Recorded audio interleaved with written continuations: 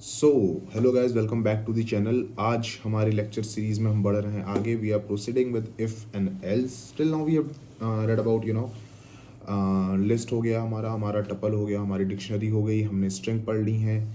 तो basics of the Python में basic data type क्या होते हैं ये हमने पढ़ लिया है। Now will be proceeding with more fundamental things, जैसे इफ एल्स के बारे में हम आज पढ़ेंगे। आगे आने वाली वीडियोज़ में will be studying more about loops and all.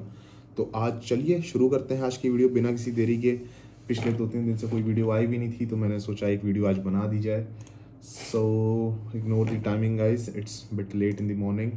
I just got freed from my office, so yeah okay. So currently I'm in my folder and okay, so I'll tell you one thing very special, very nice thing कि अगर आपको अपने folder से ही आपको अपना VS code खोलना है तो वो हम कैसे खोलते हैं। सो जनरली हम क्या करते हैं, जैसे मान लिया अगर हमें कभी VS कोड खोलना है तो हम VS कोड में जाके VS कोड नहीं खोलते हैं। हम सिंपली अपने कमांड प्रॉम्प्ट कह रहे हैं, फाइल एक्सप्लोरर से मोस्टली वी प्रेफर ओपनिंग, और या फिर हम we navigate via this what you say this command prompt. So इधर वी नेविगेट वाया दिस और we tend to open our VS code via this only, via file explorer. तो आपको सबसे पहले यहाँ पे आके लिखना है CMD। इससे होगा क्या कि आप जब भी अपने फाइल एक्सप्लोरर के पाथ पे आके CMD लिखेंगे, इसको पता चल जाएगा। ये जो भी आपका कमांड प्रॉम्प्ट यहाँ से खुलेगा वो आप नोटिस करोगे इसी पाथ पे खुलेगा, लर्निंग सीरीज 101। तो आप नोटिस करोगे कि आपका जो ये खुल भी रहा है CMD, ये इसी पर्टिकुलर पाथ पे ही खुल रहा है। तो अब इसमें अगर हमें VS कोड खोलना है तो कोड के बाद जैसे ही हम फुल स्टॉप लगा के एंटर करेंगे, हमारा एक VS कोड की जो विंडो है वो यहाँ पे आके ओपन हो जाएगी and we can see that yes, हमारा जो VS कोड है वो हमें मिल चुका है। We are on the just a minute, okay, so yeah, so we are on our Visual Studio Code. तो let me make this a new file, I guess। हमारा अब हम डे हटा देते हैं, ठीक है, and I'll be proceeding with this if else dot ipynb। Day से हटा देते हैं क्योंकि डे कहीं ना कहीं मैं भी भूल चुका हूँ, बट आई थिंक ये डे 6 है if I am not wrong, but code के लिए डे 5 है। We are moving a day back in the code. So अपन ऐसे ही बना सकते हैं। Simply what you have to do is that we have to come over here, we have to select Python and we are good to go. तो basically if else को हम कुछ और नहीं, हम कंडीशनल स्टेटमेंट भी कहते हैं। कंडीशनल स्टेटमेंट ही हम इफ एल्स को कहते हैं। इसमें आप देखो, अभी जब मैं आपको मार्कडाउन पढ़ा रहा था ना, ठीक है, तो एक काम करते हैं, यहाँ से हम एक नई तरीके से शुरुआत करते हैं। मैंने आपको बताया था, अगर आपको ध्यान हो कि single hashtag is for H1 tag, तो मैं इसको H3 टैग बना देता हूँ एक। हाँ, ये मेरा H3 टैग हो गया। अब इसके अंदर मुझे अगर मान लीजिए कुछ कुछ भी पास करना है, तो जैसे मान लीजिए अगर मैं ऐसे आता हूँ, मैं 1 डॉट लिख के लिखता हूँ और मैं लिखता हूँ कि पहला हम जो पढ़ेंगे वो पढ़ेंगे इफ़ के बारे में, दूसरा जो हम पढ़ेंगे वो हम पढ़ेंगे एल्स के बारे में, और तीसरा जो हम पढ़ेंगे वो हम पढ़ेंगे एलिफ के बारे में। देखो यहाँ पे मैं इफ़ कैपिटल में लिख रहा हूँ, बट यहाँ पे ये सब कुछ पाइथन में ऐसे छोटे में होता है, ठीक है। So I am just writing it down to let you guys know. तो यहाँ पे आप देखो नंबरिंग के साथ एक पॉइंट आ गया। अगर मैं इसको चाहूँ so I can even go this way. अगर मैं इसको ऐसे लिखूँगा तब ये बुलेट पॉइंट्स में आ जाएगा। अगर यहाँ पे मैंने सिर्फ एक नॉर्मल एस्ट्रिक पास कर दिया तब भी ये बुलेट पॉइंट्स में आ जाएगा। सो या we have multiple ways of writing this down. तो अभी के लिए I will go with this syntax only. तो फिर चलिए शुरू करते हैं। यहाँ पे हमारा प्लेन टेक्स्ट आ रहा है, let me select Python for it. हाँ, तो जैसा कि आपको पता ही है ये क्या आ रहा है, यहाँ पे कुछ है क्या, ठीक है, इसको डिलीट कर देते हैं। जैसा कि मैंने आपको बता रखा है वेरिएबल्स हम कैसे पाइथन में डिक्लेयर करते हैं। तो वेरिएबल डिक्लेयर करने के लिए simply go with a equals to 10। Say for example मैं यहाँ पे a की वैल्यू 10 लेता हूँ। अब देखो इफ एल्स इसका मतलब क्या होता है। तो अगर आप कभी भी प्रोग्रामिंग लैंग्वेज में रहे हो या आपने प्रोग्रामिंग पढ़ी है या आपने नहीं पढ़ी और आप आ रहे हो, इफ़ और एल्स को आप ऐसे ले सकते हो, अगर ये नहीं तो वो, या तो ये हो या कुछ और हो। तो जैसे मान लीजिए यहाँ पे ऐसा कुछ है, अगर मैं लिखता हूँ कि इफ़ अगर a जो है ये 5 से बड़ा है तो मुझे तुम प्रिंट कर। अब देखो ये इसका सिंटैक्स है, ठीक है। अब आप देखोगे यहाँ पे आपका एक ऑपरेटर आ गया है, कंपैरिजन ऑपरेटर। ये आप देखो ये कंपैरिजन ऑपरेटर है। तो अगर मान लीजिए मेरा a जो है ये 5 से बड़ा है ना, again a is my variable जिसकी वैल्यू है 10। तो मैं एक लॉजिक पास कर रहा हूँ कि अगर मेरा a 5 से बड़ा है तो गो हेड एंड प्रिंट क्या प्रिंट कराएं, a is greater than 5, और यहाँ पे अगर हमें a की वैल्यू रखनी हो तो हम ऐसे भी पास करा सकते हैं, ठीक है। अगर मान लो मैं ऐसे पास कराता हूँ, अब अगर मैं ऐसे एंटर मारूंगा और मैं इसको चलाऊंगा तो आप देख रहे हो a इज़ ग्रेटर देन 5 और यहाँ पे आ रहा है 10। मैं इसको ऐसे लिख देता हूँ, and my value is sorry guys and my value is, ठीक है। तो आप देख रहे हो कि मेरे पास यहाँ पे एक प्रॉपर स्टेटमेंट जो है ये प्रिंट का आ चुका है। तो अगर ऐसा है तो ये हो, नहीं तो वो हो। अगर मगर को आप ऐसे यहाँ पे ऐसे रिलेट कर सकते हो। इफ एल्स सिंपल इंग्लिश है, पाइथन इसीलिए ज़्यादा अच्छी मानी भी जाती है क्योंकि इसके अंदर जो इंग्लिश होती है वो हम बहुत सिंपल इंग्लिश यूज़ करते हैं, ठीक है। We are not going to that complex syntaxes like Java और जो C++ में या C# में यूज़ होता है। हम वैसा कुछ इतना कॉम्प्लेक्स नहीं जा रहे हैं, सिंपल इंग्लिश ही है।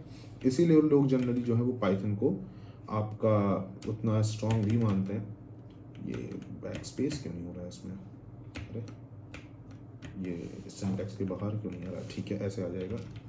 और अगर मान लीजिए अब एल्स में हमेशा ध्यान रखिएगा, जैसे आप देखोगे हमने इफ़ में एक कंडीशन पास करी है a ग्रेटर देन 5 की, एल्स के अंदर हम कभी भी कोई कंडीशन नहीं पास करते। एल्स के अंदर सिंपली हमें लिखना होता है print a is smaller than 5 and my value is nothing but comma a। आप के पास एक ऑप्शन है, आप ऐसे भी पास कर सकते हो, या फिर अगर आपने f स्ट्रिंग पढ़ रखी है जो कि मैंने आपको बता रखा है जिसे हम कहते हैं फॉर्मेटेड स्ट्रिंग, तो आप इसके अंदर सिंपली अपना वेरिएबल इस तरीके से भी पास कर सकते हो। अगर मान लीजिए मैं यहाँ पे a की वैल्यू रख देता हूँ 1 और मैं चलाता हूँ तो आप देख रहे हो मेरा जो वेरिएबल है वो अपने आप यहाँ से रीड हो चुका है। So again this is one of the most important thing to know that inside else body, ये आपकी इफ की बॉडी है, ये आपकी एल्स की बॉडी है। इनसाइड एल्स की body we never keep anything, ठीक है। एल्स के अंदर हम लॉजिक पास नहीं करते हैं, ये चीज़ आपको ध्यान रखनी चाहिए, ये बहुत ज़रूरी है।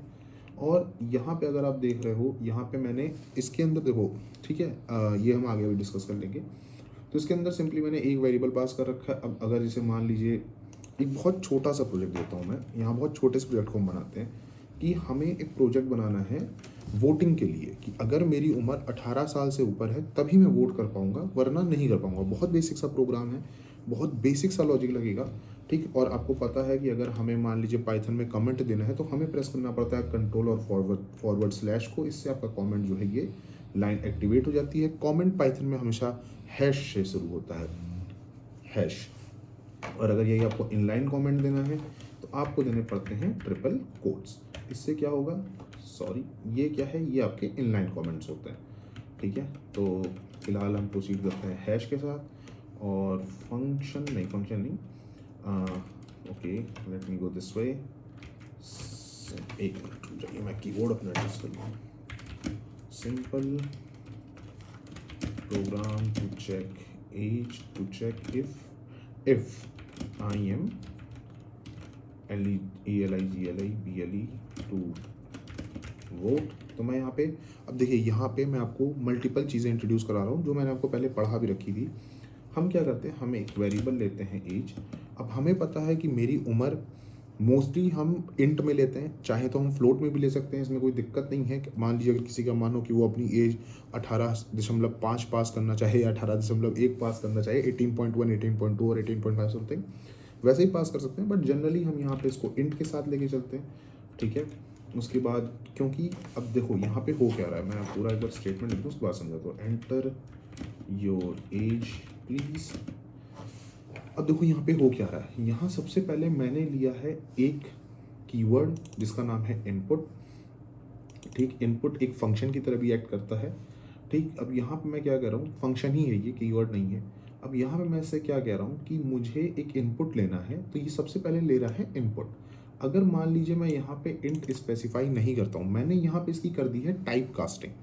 अगर मैं बाय डिफ़ॉल्ट केवल एक इनपुट ले रहा होता तो ये शायद स्ट्रिंग के फॉर्मेट में आ जाता, पर मुझे हो सकता है इसके ऊपर आगे चल के कोई ऑपरेशन करना हो, मुझे इसको कॉन्कैटिनेट करना हो, मुझे इसके साथ कुछ कुछ ऐसा बाई 4 बाई 2 ऐसा कुछ करना हो, तो अगर ये स्ट्रिंग होता तो मुझे इश्यूज़ आते।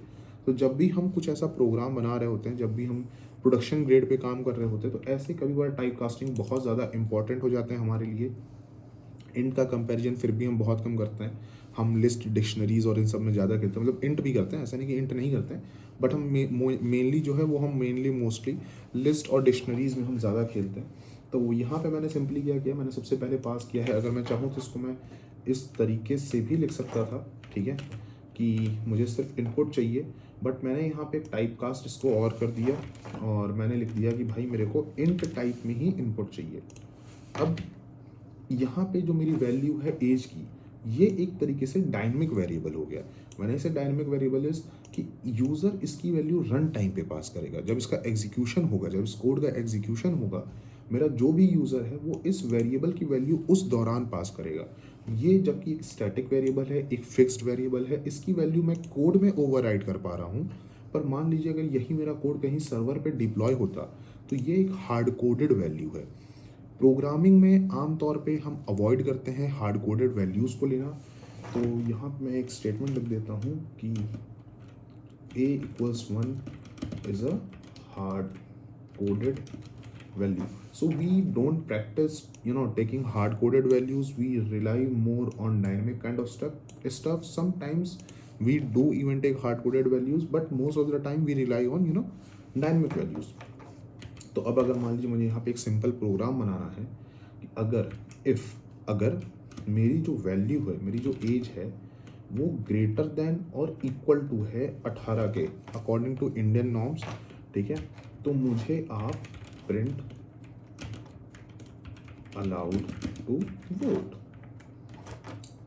ठीक है, इसको क्या हो गया, else print not allowed to vote. अब देखो ये बहुत सिंपल सा प्रोग्राम मैंने बनाया है कि मेरे को मान लो मैं कहीं वोट डालने जा रहा हूँ और सामने वाला बंदा मेरे से कुछ नहीं कहता है, वो सिर्फ उसने एक प्रोग्राम बना रखा है, उसने एक डिस्प्ले दे दिया है जिसमें वो मेरे से मेरी एज पूछ रहा है। अगर मैं उसमें अपनी एज, तो देखो जब से ही मैं इस कोड को एग्जीक्यूट कराऊंगा, देखो यहाँ पे आ रहा है एंटर योर एज प्लीज, आपको यहाँ ऊपर एक सेक्शन दिख रहा होगा जिसमें आपको यहाँ पे दिख रहा होगा कि मुझसे एंटर इनपुट मांग रहा है। अब मान लो मैंने पास कर दिया 10 साल और मैंने इसको एंटर चलाया, जैसे मैंने कोड चलाया ये आ गया not allowed to vote. Obviously मैं यहाँ पे एक काम और करता हूँ, for your reference I just print the age, ठीक है, so that you guys know that what input I have passed. तो मैं यहाँ पे 10 पास करता हूँ, नॉट अलाउड टू वोट 10। अब ये जो मेरी एज है 10 है, ऑब्वियस सी बात है मैं 10 साल का हूँ, मैं वोट नहीं कर पाऊंगा। मैं इसको फिर दोबारा चलाता हूँ, मैंने 21 डाली, again I am allowed to vote. Now here is the catch, मैंने यहाँ पे जो ऑपरेशन लगा रखा है वो लगा रखा है ग्रेटर देन और इक्वल टू का। मतलब अगर मैं अपने इनपुट में 18 भी डाल के कोड को चलाऊंगा तो भी ये आ रहा है अलाउड टू वोट, क्योंकि जो मेरा लॉजिक मैंने बना रखा है वो मैंने बना रखा है कि जो मेरी एज है, एज इज ग्रेटर देन और इक्वल टू, ग्रेटर देन और इक्वल टू मतलब 18 साल हो या 18 साल के ऊपर हो तो मैं वोट करने के लिए यहाँ पे एलिजिबल हूँ। अब यहाँ पे हम एक और कॉन्सेप्ट लेके आते हैं, एक हम देखो जैसे कि मैंने आपको बताया था कि हम इफ एल्स और एलिफ के ऊपर बात करने वाले हैं, यहाँ पे हम बात करते हैं एलिफ के ऊपर, ठीक है। तो ओके, एलिफ के ऊपर अब मान लो मेरे पास कोई एक वेरिएबल है a=6 का। अब मुझे एक ऐसा लॉजिक बनाना है कि जहाँ मेरी वैल्यू अगर 5 से ज़्यादा हो तो कुछ ये प्रिंट करे, 5 से कम हो तो कुछ और प्रिंट करे, और अगर 5 हो 5 हो तो वो कुछ और प्रिंट करे, ठीक है। तो अब मैं इसको ऐसा बनाता हूँ कि if a is greater then एक सेकेंड, हाँ 5, ठीक है, मैं थोड़ा सा कुछ सोचने लग गया था, सॉरी फॉर द डिस्टर्बेंस, ठीक है।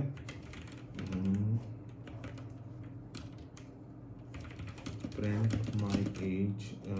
my variable a is greater than 5, ठीक है। प्रिंट माई वेरिएबल, इसको मैं ऐसे प्रिंट करा रहा हूँ, दिमाग घूम गया थोड़ा सा मेरा, my mind just went somewhere else.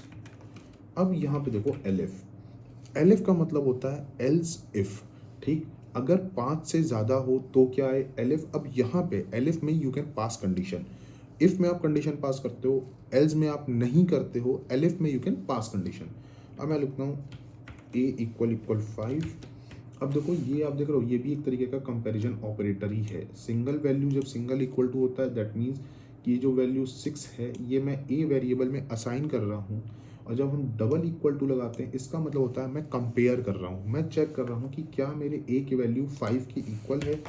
तो मैं लिखूँगा print my variable is equal to 5। अब मैं आता हूँ अपने एल्स में, एल्स प्रिंट माई वैल्यू या माई वेरिएबल इज लेस देन 5। और मैं यहाँ पे काम करता हूँ, मैं इसको यहाँ पे डायनेमिक बना देता हूँ ताकि we can enter your value please. अब यहाँ पे आ रहा है एंटर योर वैल्यू प्लीज, मैं पास करता हूँ 0। ये क्या आ रहा है, अब देखो इसका फ्लो मैं आपको समझाता हूँ। मैंने कहा, मैं इसको समझाता हूँ, मैंने कहा 0। अब जैसे ही मैंने 0 पास किया, सबसे पहले जो मेरा कोड चलना शुरू हुआ वो सबसे पहले आया इस ब्लॉक में, ठीक है। यहाँ पे मैं आपको, ठीक है, मैं ब्रेक पॉइंट लगा के दिखा देता हूँ। सबसे पहले मेरा कोड आया इस ब्लॉक में, उसके बाद जैसे ही मैंने यहाँ पे वैल्यू एंटर करी, मैं इन तीनों पे ब्रेक पॉइंट लगा देता हूँ। जैसे ही मैंने वैल्यू एंटर करी, ये सीधा आया माई वेरिएबल इज लेस देन 5। सबसे पहले ये आया इफ़ में, इसने चेक किया, इफ़ में इसने देखा कि नहीं जो मेरी वैल्यू है 0 ये 5 से बड़ी है कि छोटी है। आपने कह रखा है इफ़ में कि अगर मेरी वैल्यू 5 से ऊपर है तब तुम इस ब्लॉक में आओ, मतलब तब तुम इसके अंदर से इसके अंदर यहाँ पे घुसो। मेरे पास कोई पेन टूल नहीं होगा ना, वरना मैं, पेन टूल कोई है मेरे पास, pen and Windows ink setting कुछ है इसमें, handwriting panel setting, font size, says UI, physical keyboard isn't attach, कुछ है इसमें जिससे मैं इस पर कुछ आपको इसमें कुछ ड्राइंग बना के दिखा पाऊँ। Additional pen setting, show cursor, ignore touch.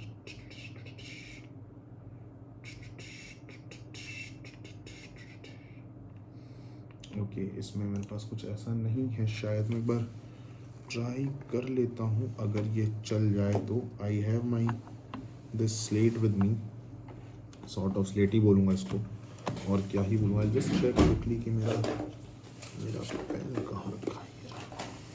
Let me see if I can, if I can draw something here. No, it's not working, guys. No worries. Sorry for the disturbance being caused. तो क्या होगा कि जैसे ही मैं आपको समझाने की कोशिश करता हूँ, प्लीज़ समझिएगा कि जब भी मैं इंट की वैल्यू उसमें पास कर रहा हूँ, sorry for the disturbance again, जब भी मैं ए की वैल्यू में कोई भी अपनी वैल्यू पास कर रहा हूँ तो ये सबसे पहले आएगा इफ़ ब्लॉक को चेक करेगा, क्योंकि हमारा इफ़ ब्लॉक जो है सबसे पहले लिखा हुआ है। इसने इफ़ को चेक किया, इफ़ की कंडीशन चेक करी, इफ़ की कंडीशन में लिखा हुआ है ए ग्रेटर देन 5। अब मेरी ए की जो वैल्यू है वो है 0। ऑब्वियस सी बात है इफ़ में सेटिस्फाई नहीं होगी, इसके अंदर वो घुसेगा ही नहीं, ये इस प्रिंट स्टेटमेंट पे आएगा ही नहीं, ये सीधा आएगा एलिफ में। अब इसने एलिफ में चेक किया कि मेरी वैल्यू क्या है। अब आपने यहाँ लिख रखा है इक्वल टू 5। अगेन ए की वैल्यू तो मेरी 0 आ चुकी है, तो ये 0 ये 5 ऐसे समझिएगा, एक्सक्यूज मी, इधर 0 इधर 5, ये आया अभी इफ़ के ब्लॉक में। इफ़ के ब्लॉक में आया, ये देखा कि मेरी वैल्यू ये 0 है which is less than 5। If के बाद क्या, ये नीचे आएगा, ये नीचे आया। अब यहाँ पे क्या चेक कर रहा है कि जो मेरा ए है जो कि 0 है, क्या ये 5 के बराबर है।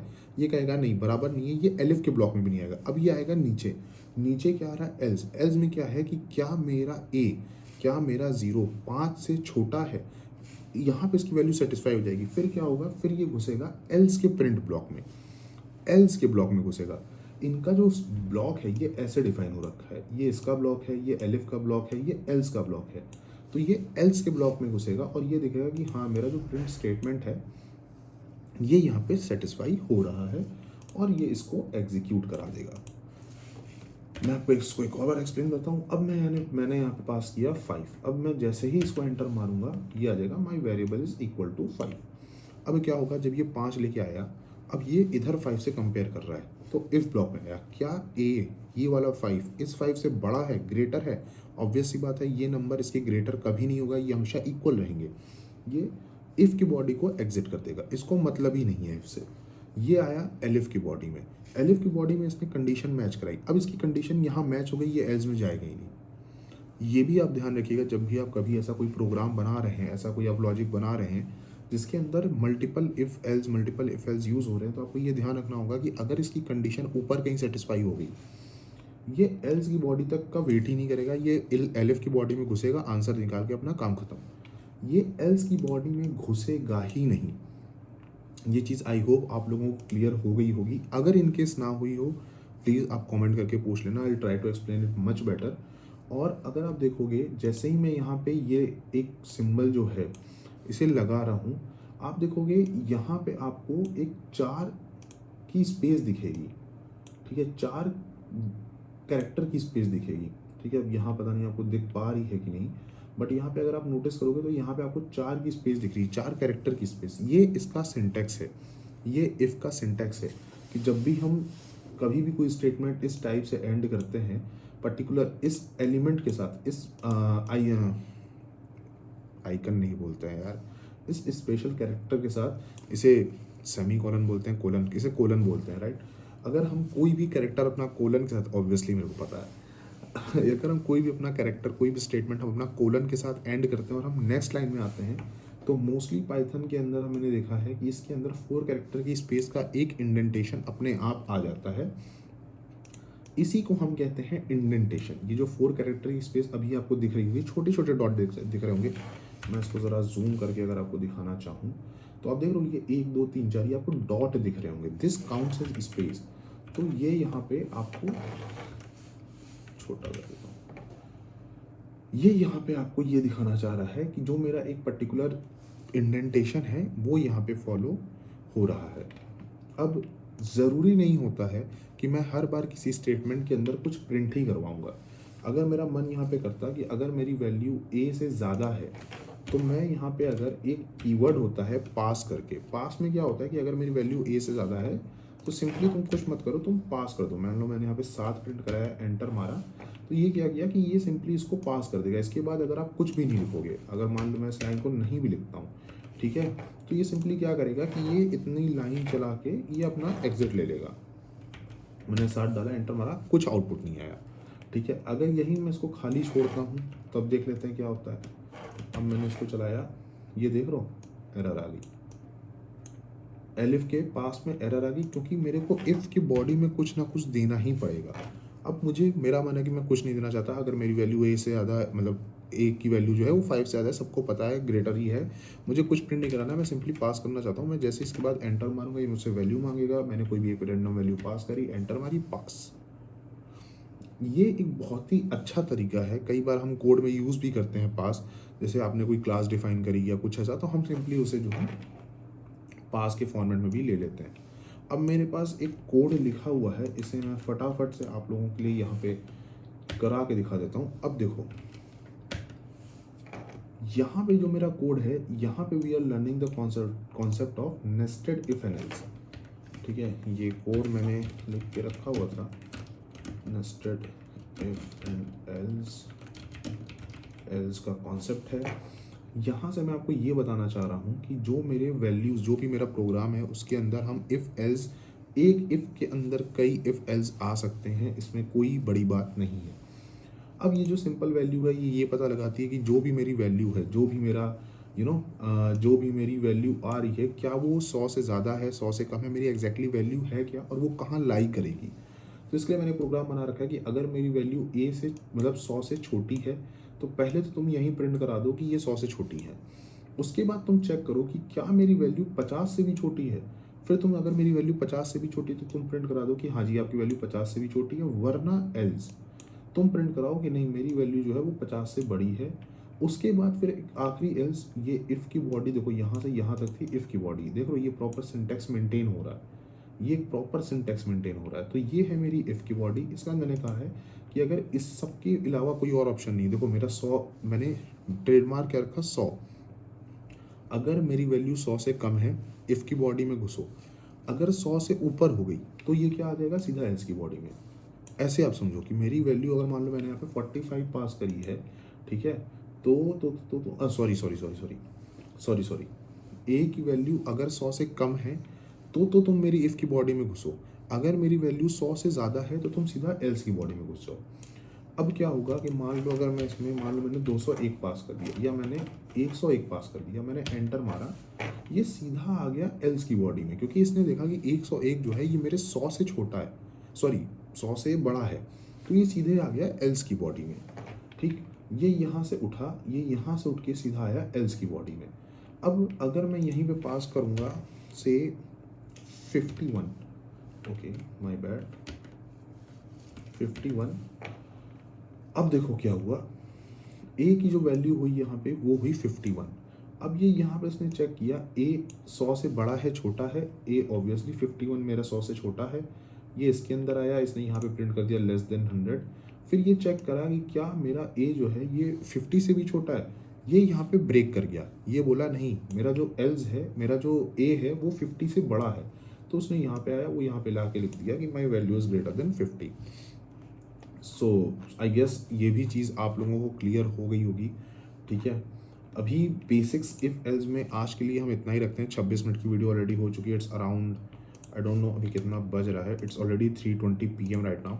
Okay, so I will be closing this lecture as of now from here only, like till here only, और इसकी पार्ट 2 मैं कोशिश करूँगा कि मैं कल बना दूँ एनी हाउ। सो बस यार आज के लिए इतना ही, उम्मीद करते हैं कि आपको वीडियो पसंद आई होगी।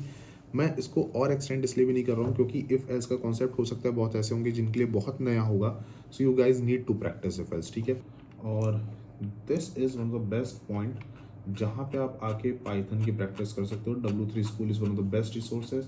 ठीक है, intro, get started, syntax, comments, आप चाहो तो यहाँ पे इफ एल्स तक आके प्रैक्टिस कर सकते हो। यहाँ पे आपको प्रैक्टिस करने के लिए बहुत कुछ चीज़ें मिल जाएंगी। सो मेक श्योर कि आप यहाँ पे आके इसको प्रैक्टिस करो। अगर आप बोलोगे तो I will provide you the link in the description down below, so make sure to check it out. And I बस यार आज के लिए इतना ही रखता है। I am also bit tired, I am bit exhausted from my office, so yeah for today will end up over here. I hope आप लोग को वीडियो पसंद आई होगी। एक्सप्लेनेशन अगर आप लोग को कहीं पे भी दिक्कत आ रही हो, make sure to reach out to me, if not in comments, can ping to me on Instagram और on LinkedIn, I will be very happy to help you out. So बस यार आज के लिए इतना ही, मिलते हैं आपसे अगली वीडियो में। Till then bye bye, take care, keep learning, keep educating, bye.